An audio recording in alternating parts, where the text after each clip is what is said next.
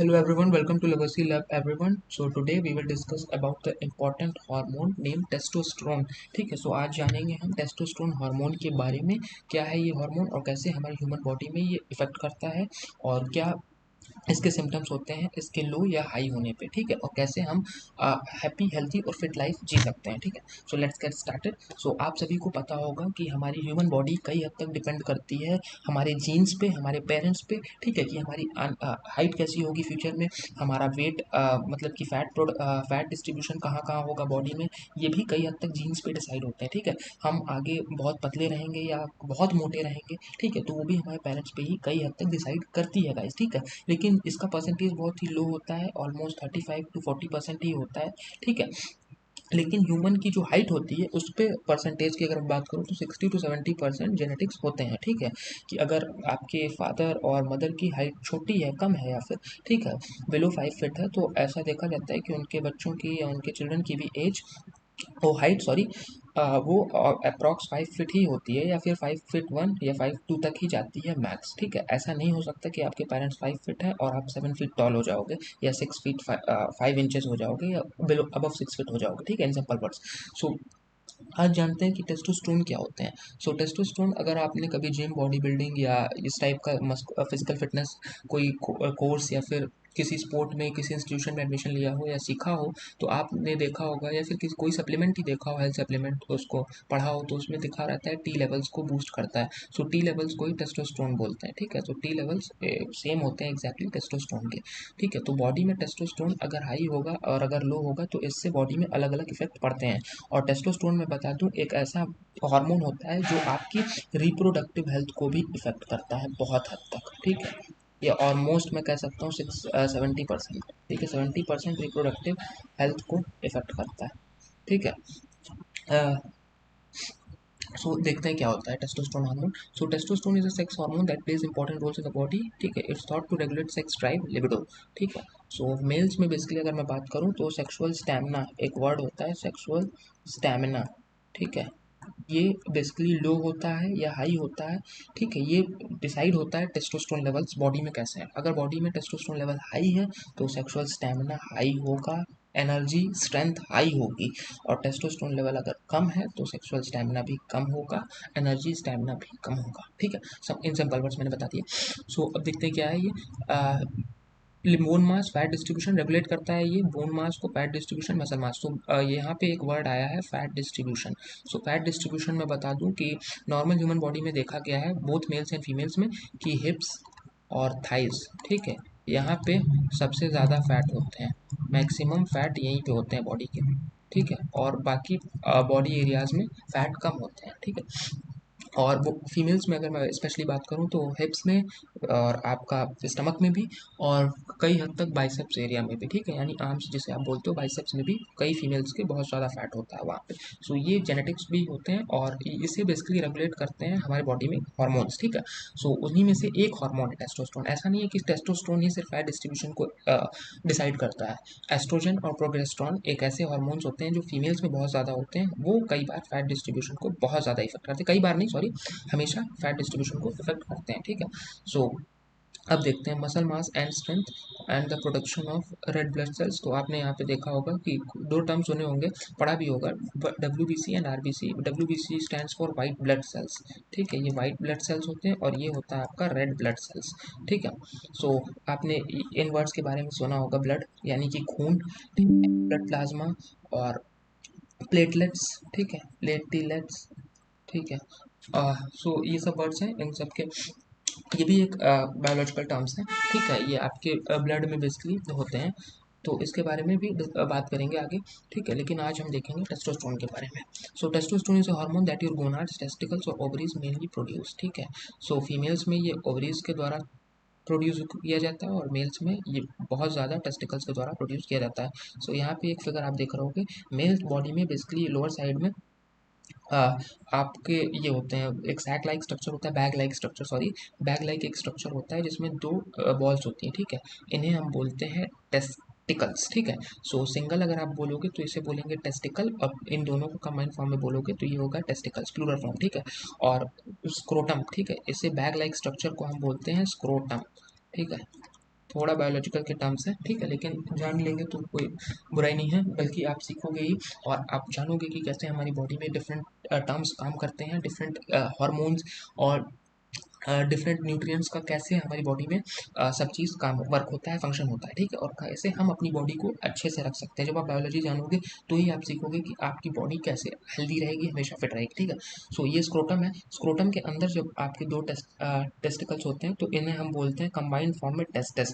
तो यहाँ पे एक चीज़ मैं लिख दे रहा हूँ, सो यहाँ पे लिख दे रहा हूँ स्क्रोटम प्लस टू टेस्टिकल्स, ठीक है, टू टेस्टिकल, ठीक है, इसे कंबाइंड फॉर्म में बोला जाता है टेस्टेस, ठीक है, इसे बोला जाता है, ठीक है।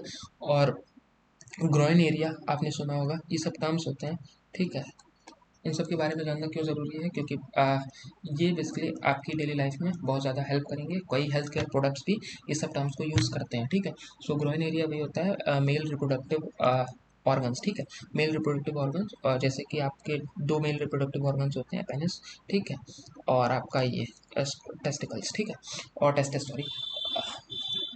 सो टेस्टिस का काम ये होता है, टेस्टिस के अंदर ही आपका बेसिकली स्पर्म प्रोड्यूस होता है, स्पर्म और सीमेन, ठीक है, sperm and semen production takes place, ठीक है, स्पर्म और सीमेन प्रोड्यूस होते हैं, और यही स्पर्म बेसिकली सेक्सुअल इंटरकोर्स में एक फीमेल पार्टनर को प्रेग्नेंट करता है और एक न्यू लाइफ को प्रोड्यूस करता है, ठीक है। इस प्रोसेस को ही बोलते हैं पूरा ह्यूमन रिप्रोडक्शन, ठीक है। सो अब देखते हैं टेस्टोस्टेरोन के बारे में थोड़ा और। Is hormone that your gonad sex organs mainly produce, more specifically the testicles in people assign male at birth.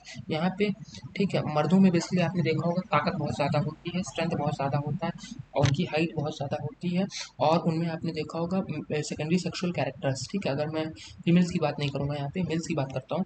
So mails में बेसिकली दाढ़ी मूंछ का आना, ठीक है, प्यूबर्टी के बाद आफ्टर 14 ईयर्स ऑफ एज, ठीक है, 14 ईयर्स एज के बाद, ठीक है, आपका प्यूबर्टी टेक्स प्लेस, ठीक है। सो प्यूबर्टी में बेसिकली बहुत ज़्यादा चेंजेस होते हैं आपके ये टेस्टिकल्स, पेनिस, ये सब एनलार्ज होना स्टार्ट हो जाते हैं, ठीक है, यानी विकसित होना स्टार्ट हो जाते हैं, जिसे बोला जाता है कि इसकी ग्रोथ हो रही है, ठीक है, इस बंदे की ग्रोथ हो रही है, इसका विकास हो रहा है, ठीक है।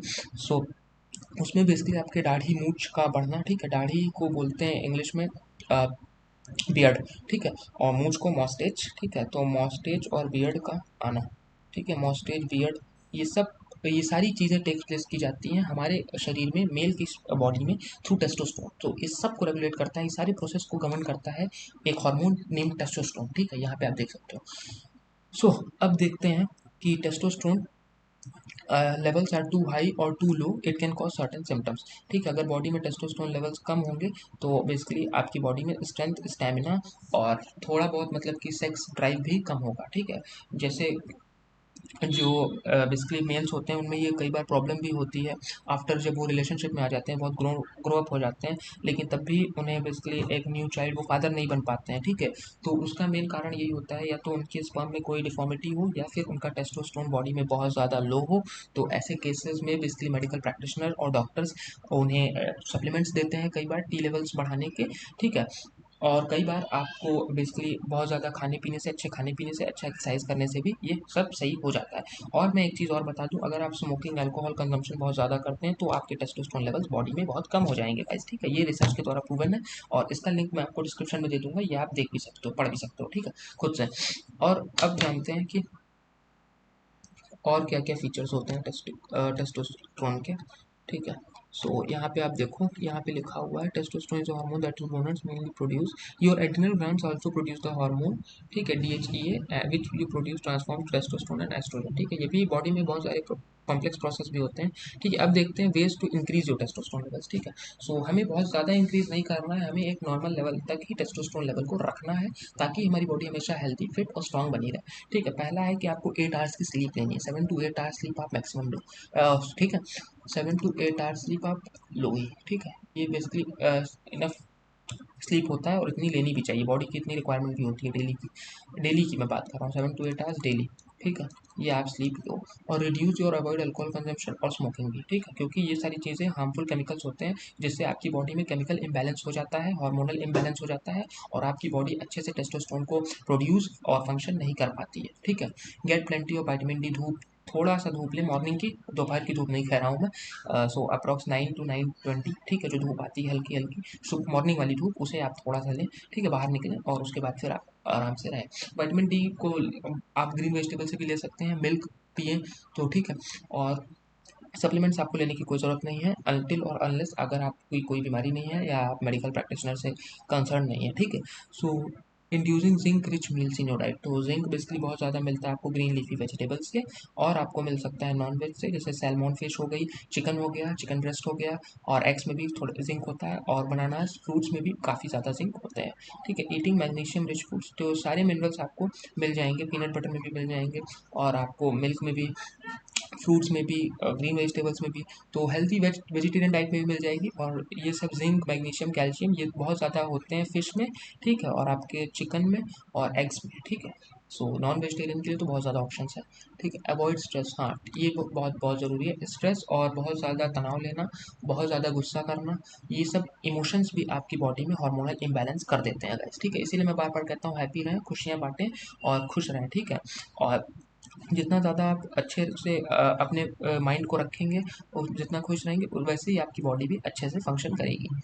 एक्सरसाइज रेगुलरली, सो एक्सरसाइज यहाँ रेगुलरली का मतलब है बहुत हैवी एक्सरसाइज रेगुलरली नहीं, मॉडरेट वॉक कर सकते हो आप, ठीक है, यहाँ पे लिख देता हूँ मॉडरेट वॉक डेली करो आप, मॉडरेट वॉकिंग कर सकते हो या जॉगिंग कर सकते हो, ठीक है। ये मैं आपको यहाँ पे बता भी दे रहा हूँ, अप्रो 20 मिनट्स, ठीक है, डेली, और 4 days इन अ वीक ये प्रोग्राम आप फॉलो करो। 4 days इन अ वीक आप करो वर्कआउट, ठीक है, वर्कआउट करो आप, इसमें आप वेट लिफ्टिंग भी कर सकते हो, और आपका वर्कआउट मैक्सिमम 45 मिनट्स के अंदर फिनिश हो जाना चाहिए, 45 मिनट्स से ज़्यादा नहीं होना चाहिए, ठीक है,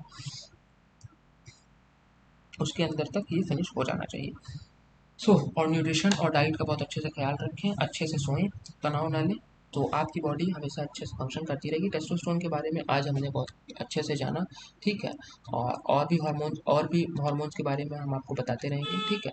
और आपको इस चैनल को तुरंत सब्सक्राइब कर लेना चाहिए, क्योंकि इस चैनल पे हमेशा साइंटिफिक तरीके से आपकी बॉडी और आपकी लाइफस्टाइल को हमेशा अच्छा रहे, ठीक है, ह्यूमन की ग्रोथ अच्छी रहे, और आपका बॉडी साइज और बॉडी मास हमेशा फिट रहे, ठीक है, और आपका बीएमआई, ठीक है, हमेशा अच्छा बना रहे, इसलिए हम हमेशा ये सारी चीज़ें आपको बताते रहते हैं। और मैं एक चीज़ और कहूँगा कि अगर आपको बेसिकली वेट नहीं बढ़ रहा आपका, ठीक है, बहुत सारा मेरे पास क्वेरीज आ रही थी तो वो भी बता देता हूँ। सो वेट न बढ़ने से भी टेस्टोस्टेरोन थोड़ा बहुत इफेक्ट करता है। सो आपका बीएमआई हमेशा हेल्दी होना चाहिए। सो बीएमआई के लिए आप क्या कर सकते हो, गूगल पे कैलकुलेटर्स होते हैं, तो वहाँ पे चेक बीएमआई आप सर्च करोगे गूगल पे तो आपको इजीली कोई वेबसाइट मिल जाएगी, जिसपे आप अपना वेट डालोगे, पाउंड्स में हाइट डालोगे, ठीक है। सो वो आपको बीएमआई बता देगी, और आपका बीएमआई हमेशा नॉर्मल होना चाहिए, ठीक है। पर मंथ आप इसे चेक करो, ठीक है। और अगर आपको नहीं हो रहा है, डाइट भी अच्छे से फॉलो कर रहे हो, 2 मंथ्स कंसिस्टेंटली वर्कआउट भी कर रहे हो, तो आप ज़रूर एक मेडिकल प्रैक्टिशनर या न्यूट्रिशनिस्ट से मिलो, ठीक है। वैसे तो मैं आपको कहूँगा कि आप हेल्दी डाइट लो, कैलोरी सरप्लस ले लो, अगर आपको बेसिकली वेट नहीं बढ़ रहा है, ठीक है, थोड़ा चावल, थोड़ा सा कार्बोहाइड्रेट ज़्यादा खा लो, अगर डायबिटीज़ नहीं है तो, ठीक है, थोड़ा सा खा लो, और थोड़ा सा घी वगैरह का डाल के खाओ, एक्सरसाइज करो, लीन मसल मास को बिल्ड करो, हैवी लिफ्ट करोगे जब तो आपका टेस्टोस्टेरोन बूस्ट होगा। और एक साइंटिफिकली रिसर्च ये भी प्रूवन है, ठीक है, ये मैंने बताना भूल गया, सॉरी, तो ये भी मैं आपको बता देता हूँ।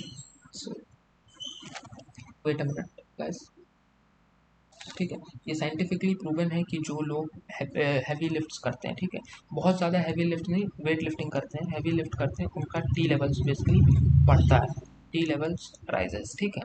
और टेस्टोस्टेरोन बेसिकली आपकी रिलेशनशिप में भी बहुत हद तक इफेक्ट करता है गाइस, ठीक है। अगर आपका सेक्स ड्राइव कम होगा, आपका बेसिकली सेक्सुअल स्टैमिना कम होगा, तो आप अपने फीमेल पार्टनर को अच्छे से सेटिस्फाई नहीं कर पाओगे सेक्सुअल इंटरकोर्स के दौरान, और आपको फ्यूचर में भी प्रॉब्लम्स हो सकती है। इसीलिए एक्सरसाइज करें, बढ़िया न्यूट्रिशन खाएं, और अपना टेस्टोस्टेरोन मेंटेन करके रखें, और हमेशा खुश रहें, ठीक है। और इस तब तक के लिए इतना ही गाइस, और आप इस चैनल को जरूर सब्सक्राइब करें। Love you, love everyone, thank you for watching this video.